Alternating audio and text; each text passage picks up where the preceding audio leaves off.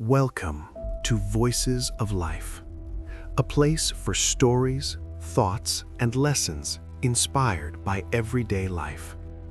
Take a moment to listen, reflect, and learn. Welcome. The alarm that never changed anything. Have you ever promised yourself that tomorrow would be different? You set your alarm for 5 a.m. with serious intentions. Tonight, you swear, you'll finally become that disciplined person, the one who wakes up early, exercises, plans, and takes control of life. You go to sleep imagining a better version of yourself. Then the alarm rings. Your hand reaches out automatically. Snooze. Again. And again. By the time you wake up, it's already late morning. The guilt creeps in quietly, heavier than the sleep itself. You tell yourself the same excuses you've rehearsed 100 times. I'm not a morning person. I need more rest. I'll try again tomorrow. And somehow, tomorrow never comes. Most people think waking up early is just a productivity trend. Something successful people talk about online. Something motivational speakers exaggerate. But what if the first hour of your day isn't about discipline at all? What if it's about direction? What if one ordinary man, no money, no education, no advantages, proved that the course of your entire life can be altered before sunrise? This is not a success story about luck. This is a story about timing. And it begins at 5 a.m. In a gritty industrial town where factory sirens marked the hours and smoke hung permanently in the air, there lived a 32-year-old man named Thomas. Thomas wasn't unemployed. He wasn't lazy. He wasn't irresponsible. He worked nights. Every evening at 8 p.m., he arrived at a textile warehouse and took his position as a security guard. He walked long corridors, checked locks, monitored cameras, and stayed alert while the rest of the city slept. At 6 a.m., when the sun began to rise, his shift ended. That's when his day technically began, and emotionally ended. Thomas lived alone in a cramped one-room apartment. The fan rattled more than it cooled. His mattress lay directly on the floor. One weak bulb flickered when electricity dipped. His shoes were worn thin. His clothes had been washed so many times they'd lost their shape. But none of that bothered him as much as the feeling that followed him home every morning. As he walked through quiet streets at dawn, he passed windows glowing with life. Families eating breakfast. Children putting on backpacks. Men in pressed shirts leaving for office jobs. People stepping into futures that felt completely out of reach. And every single morning, the same thought echoed in his mind. Is this it? He had tried to escape. He applied for better jobs, but every application asked for skills he didn't have. He searched online for courses, but after working all night, his body collapsed the moment he hit the bed. Sleep swallowed entire afternoons. His life ran in reverse. The world moved forward while he slept through it. Once a week, his phone rang. His mother. She lived in a rural village, far from the factories and noise. Her voice was always gentle, but the worry underneath was impossible to miss. Thomas, she would ask, when will things change for you? I'm getting older. I want to see you settled, happy. He always lied. Soon, Mama, I'm working on it. But deep down, he knew the truth. He wasn't working on anything. He was surviving. And survival, he was beginning to realize, wasn't the same as living. One thought followed him relentlessly, like a whisper he couldn't silence. There has to be another way. He just didn't know what it was. Then, one cold morning in November, everything cracked open. As Thomas was leaving work, his phone rang. It was his sister. Her voice was panicked. Thomas, you need to come home. Mama collapsed. She's in the hospital. The bus ride back to the village felt endless. When he arrived, his mother lay weak but awake in a small clinic room. The doctor explained she had collapsed from exhaustion and stress. She needed medication, better food, rest, things they couldn't afford. She reached for Thomas's hand, her grip fragile but firm. My son, she whispered, please don't waste your life like I did. Find a way. Promise me. That night, Thomas stepped outside into the dark, silent air. It was 5 a.m. The village slept. A few farmers moved quietly toward their fields.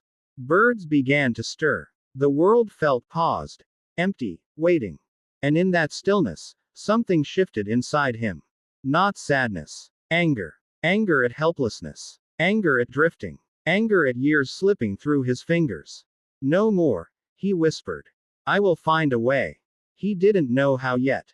But for the first time, he knew when it would start. Thomas didn't realize it yet, but that silent moment at 5 a.m. was about to change everything. Because on the bus ride back to town, he would meet a man who revealed why his life felt stuck, and how 2 hours each morning could rebuild it from the ground up. The bus rumbled out of the village just after sunrise. Thomas sat by the window, exhausted but unable to sleep. His mother's words echoed in his mind. Don't waste your life. He stared at his reflection in the glass. Tired eyes, slumped shoulders, a man moving through days without direction. Across from him sat someone who didn't belong on that bus. The man was in his early 50s, dressed neatly, calm, unhurried. While everyone else scrolled their phones or dozed, he was reading a book, turning pages slowly, as if time obeyed him instead of the other way around. What caught Thomas's attention wasn't just the man, it was the hour. It was barely 6 a.m. Why would someone who looked successful be riding a public bus at dawn? The question nagged at him until courage finally pushed past hesitation. Excuse me, Thomas said quietly. May I ask, why are you up so early? The man looked up and smiled, not annoyed, not rushed. Because these hours belong to me, he replied. Thomas frowned. Don't you need sleep? I sleep early, the man said. I wake early. 7.5 hours. Enough. Something about the way he said it, simple, confident, made Thomas feel exposed. The man studied Thomas's tired face. You work nights? Yes. Security guard. And when do you sleep? From around 7 in the morning until afternoon. The man nodded slowly, as if confirming a theory. So you're awake when the world rests, he said, and asleep when the world moves forward. That sentence landed harder than Thomas expected. No wonder you feel stuck, the man continued. You're living out of sync with opportunity. Thomas swallowed. Then what should I do? I can't just stop sleeping. Of course not, the man said. But you can change when you live. He leaned closer, lowering his voice. Let me tell you something most people never learn. The hours between 5 and 7 in the morning are different. They're quiet, undisturbed. That's when futures are built. Thomas felt something unfamiliar stir inside him. Hope. But I work until 6, Thomas said. I'm exhausted. Then sleep when you get home, the man replied. Sleep from 6:30 to 11:30. 5 hours. Enough to survive. For now. Use the rest of the day to move forward. Thomas shook his head. That sounds impossible. The man smiled gently. Everything that changes a life feels impossible at first. The bus slowed as it approached Thomas's stop. The man reached into his bag and pulled out a small card, scribbling something on it. My name is Mr. Chen, he said. If you're serious, truly serious, call me. I'll show you how to use those morning hours. But only if you're ready to be uncomfortable. The bus stopped. Thomas stepped down, clutching the card like it might disappear.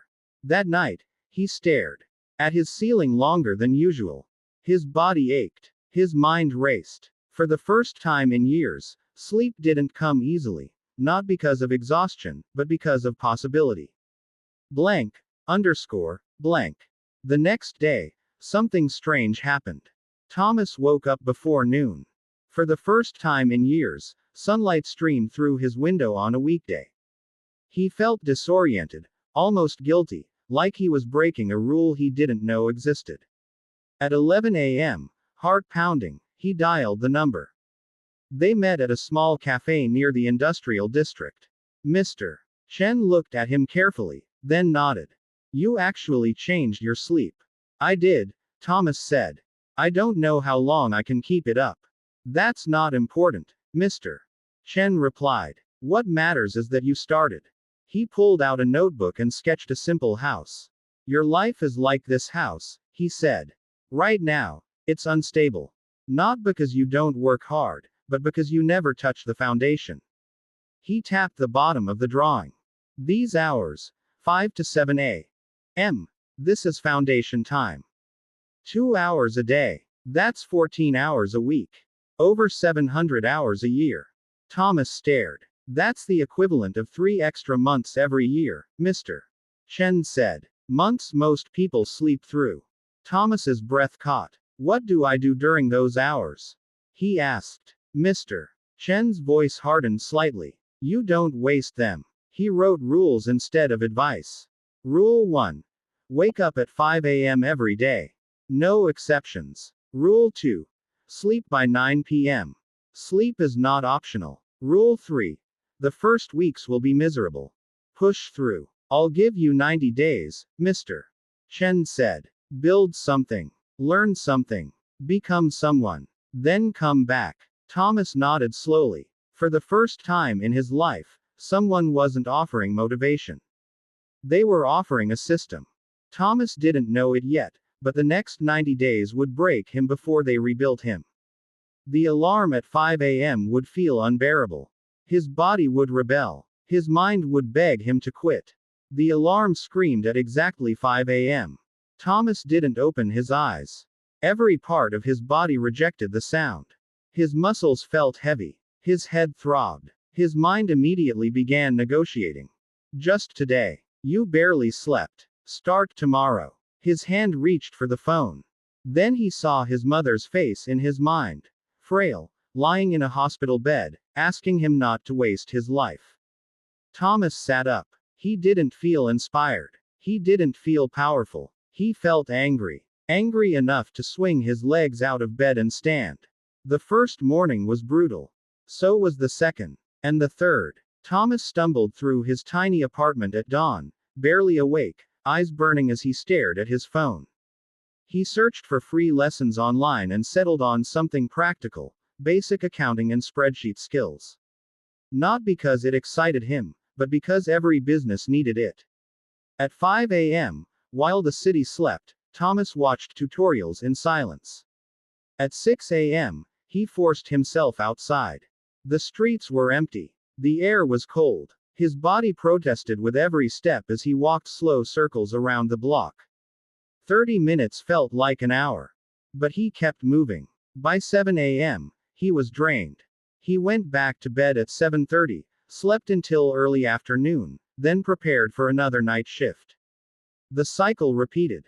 Day after day. Week after week. There were no dramatic breakthroughs. No sudden confidence. Just exhaustion. People around him noticed something was off. You look tired, a coworker said. Are you sick? Another asked. Thomas didn't explain. He barely understood it himself. Around day 10, doubt crept in. His mind whispered cruel questions. What if this doesn't work? What if you're just ruining your health? What if you wake up early for months and nothing changes? These thoughts were louder in the mornings, when his body felt broken and his bed looked forgiving. By day 14, motivation was completely gone. There was no excitement left. No hope buzz. Just routine. But something else had replaced it. Discipline. Thomas stopped asking himself how he felt and started asking only one question. What's the next action? Open the laptop. Play the lesson. Take notes. Stand up. Walk. That was it. No inspiration required. Around the third week, something subtle happened. One morning, Thomas woke up before the alarm. 4:58 a.m. He lay there, confused. His body had adjusted. The pain wasn't gone, but it was familiar. Manageable. More importantly, the lessons began to make sense. Formulas connected. Concepts clicked. He wasn't just watching videos anymore. He was understanding them. He completed his first online certificate quietly, without celebration.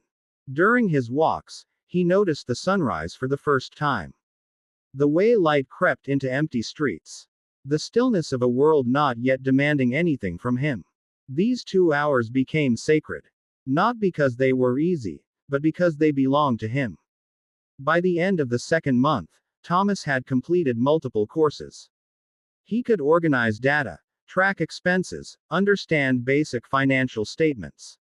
His mind felt sharper. His body felt lighter from daily movement.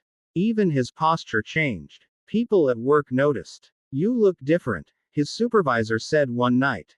"More awake." Thomas smiled. "I am." In the third month, Thomas stopped just learning. He applied. The warehouse inventory system was chaotic. Numbers scribbled on paper, errors everywhere. During his morning hours, Thomas built a simple spreadsheet to track everything cleanly. One night, he showed it to his supervisor. The supervisor stared at the screen. "You made this?" "Yes." "How did you learn?" "I wake up early," Thomas said simply. Word traveled fast. Within days, the manager wanted to see it. Then the owner. On the 87th day of his 5 a.m. routine, Thomas was called into the office. The offer was simple: a daytime accounting role, double his salary, no night shifts. Thomas felt dizzy. 3 months ago, he had nothing but exhaustion. Now, he had options. That evening, he called Mr. Chen. "I didn't miss a single morning," Thomas said. "And today, they offered me a new job." There was a pause. Then a calm voice. "This is only the beginning, Mr. Chen said. Don't stop." Thomas thought waking up early had changed his job. What he didn't realize was that it had changed who he was. The promotion felt unreal. Thomas woke up the next morning at 5 a.m. out of habit, not necessity. For the first time in years, he wasn't waking up because his life depended on it. He was waking up because it was who he had become. That difference mattered more than the job title. His new role came with daylight hours, a real desk, and a quiet office. He wore clean shirts now. His shoes didn't have holes. He no longer watched the city wake up while dragging himself home exhausted. He was part of it. But something unexpected happened. The temptation to stop grew stronger. Now that he had made it, the alarm felt optional. The discipline that once felt necessary began to feel inconvenient. "You've earned rest," his mind whispered. "You don't need to wake up this early anymore." Thomas remembered Mr. Chen's words. "This isn't a strategy. This is your life now." So he kept waking up. Not because he had to, but because he knew how easy it would be to slide backward. 1 year later, Thomas was no longer just part of the accounting team, he led it. He saved enough money to move his mother closer to town, pay for her medical care, and give her a small, quiet home where she could rest. Every morning at 5 a.m., Thomas still sat at the same table. Some days he studied new software. Some days he read. Some days he simply planned. Those 2 hours had become his anchor. People started asking him questions. How did you do it? What changed everything? Was it luck? Thomas always gave the same answer. I stopped wasting my mornings. But here's the truth most people miss. Waking up early didn't make Thomas successful. What he did while the world slept did. The early hours gave him something rare: uninterrupted focus. No messages. No meetings. No demands. Just time, used intentionally. Most people never experience that silence. They wake up already behind, reacting to life instead of shaping it. Thomas learned that winning the day didn't start at noon. It started before sunrise. And now, it was your turn. Blank, underscore, blank. Let's be honest. You don't need another motivational speech. You don't need another book you won't finish. You need structure. Here's the exact challenge Thomas followed. Step 1. Tonight, set your alarm for 5 a.m. Not 5:10. Not 5:30. 5. Put your phone across the room. Force yourself to stand. Step 2. Decide one thing you will build. A skill. A certification. A business idea. One focus for 90 days. Step 3. Protect your sleep. If you don't sleep by 9 p.m., the system collapses. That's it. No hacks. No shortcuts. Just consistency. You don't need talent. Thomas didn't have it. You don't need connections. He didn't have those either. You don't even need confidence. You need repetition. The mornings between 5 and 7 are quiet for a reason. They give you space to become someone new without interruption. And if you're thinking, I'll start next week, you've already lost. Because next week becomes next year. Blank, underscore, blank. If you wake up at 5 a.m. every day for 90 days and use those 2 hours intentionally, your life will change. Maybe not dramatically. Maybe not instantly. But undeniably. You will think differently. You will move differently. You will act with intention instead of reaction. And that version of you will make decisions the old version never could. Thomas's story proves one thing. Success isn't about waking up early once, it's about never going back. Tomorrow morning, an alarm will ring. It will sound ordinary, annoying, easy to ignore. And yet, that small moment will quietly decide more about your future than any goal you write down this year. Because the difference between people who change their lives and people who stay stuck is not intelligence. It's not luck. It's not even effort. It's what they do when no one is watching. Thomas learned this the hard way. Years after his promotion, after the better apartment, after stability finally replaced survival, Thomas still woke up at 5 a.m. Not because he feared going back to where he came from, but because he understood something most people never do. Life doesn't fall apart all at once. It drifts. You don't fail dramatically. You slowly stop showing up for yourself. You stop protecting your time. You stop doing the small, boring things that once moved you forward. And before you realize it, you're busy, but going nowhere again. That's why Thomas kept the habit. Those early hours weren't about productivity anymore. They were about identity. This is who I am. I show up before the world demands anything from me. Most people never experience this version of themselves. Not because they can't, but because they never give themselves uninterrupted time to grow. Instead, they wake up to noise, notifications, deadlines, other people's priorities. They live in reaction mode. Thomas lived in creation mode. And the only difference was when his day began. Blank, underscore, blank. Let's talk honestly for a moment. You already know what you should be doing. You know the skill you've been avoiding. You know the conversation you've been postponing. You know the habit you keep promising to start. The problem isn't knowledge. It's follow through. That's why this challenge matters. Not because waking up at 5 a.m. is magical, but because it forces a decision. Will you choose discomfort now? Or regret later? The first week will feel terrible. You'll be tired. Your mind will fight you. Your bed will feel like the smartest choice in the world. That's normal. That's not failure. That's resistance. And resistance only appears when something important is about to change. By day 21, your body adapts. By day 60, your confidence grows. By day 90, you are no longer the same person who hit snooze. Not because life got easier, but because you got stronger. Blank, underscore, blank. Here's the truth nobody likes to admit. You don't need more time. You already have it. You're just spending it on things that don't build your future. Late nights scrolling. Evenings that disappear. Mornings that begin rushed and reactive. Thomas didn't add hours to his day. He reclaimed them. 2 hours. That's it. 2 hours a day turned into a new career. 2 hours a day turned into dignity. 2 hours a day turned into a life that finally moved forward. And you have access to the same 24 hours he did. Blank, underscore, blank. So here's the final question.